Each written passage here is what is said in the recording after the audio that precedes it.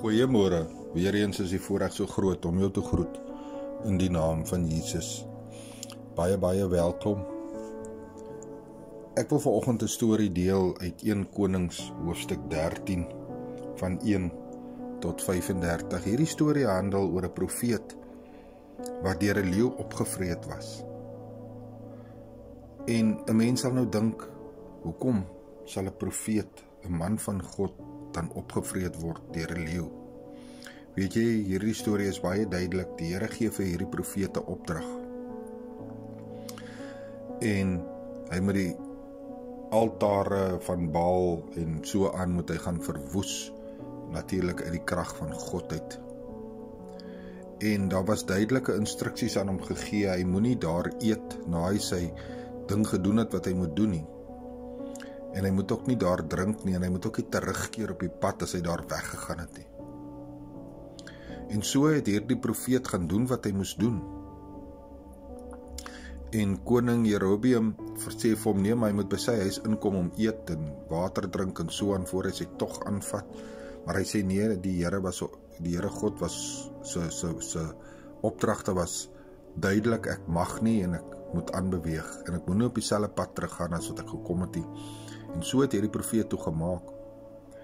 Maar daar was 'n ander ou profeet, 'n man van God in die dorp, en hy het te hore gekom van hierdie profeet, en hy het op sy donkie geklim en hom tegemoet gegaan op die pad wat hy afgegaan het, en hy sê vir my, ek is ook 'n profeet van God, ek is ook 'n man van God. Hy sê, die engel van die Here het aan my gesê, ek moet by jou kom sê om na my huis toe te kom en brood en water by my te neem. En hierdie jong profeet dink toe, nee, wag, dit is 'n woord van die Here af, en hy gaan toe terug en hy eet toe. En terwyl hy daar was,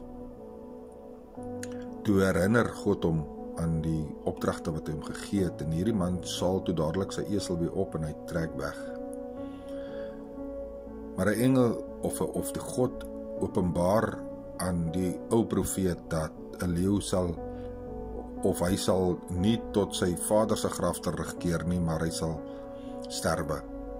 En op die pad kom 'n leeu, en 'n leeu maak hom dood, maar hy vreet hom nie op nie. Die leeu sit by sy lijk daar in die pad, en selfs die donkie staan daar, en die leeu doen hom niks nie. Wat is die, soos die Engelsman sê, the moral of the story? Weet jy, wanneer jy 'n woord van God af het om iets te doen,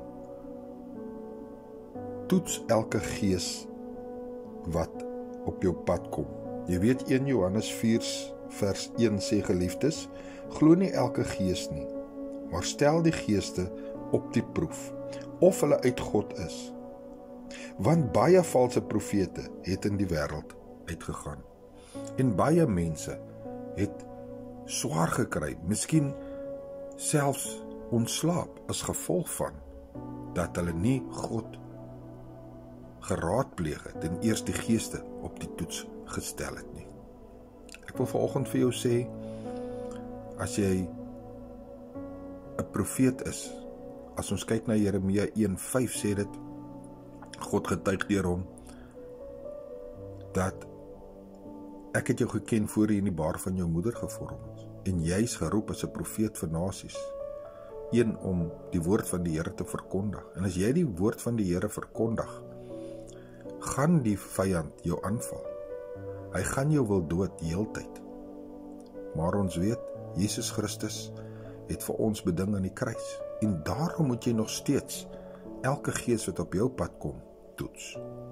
Ek laat hierdie saak by u. Pastoor Gary, brood en water, 5 minute woord bediening, en weet net, Jesus is baie lief vir jou. Amen.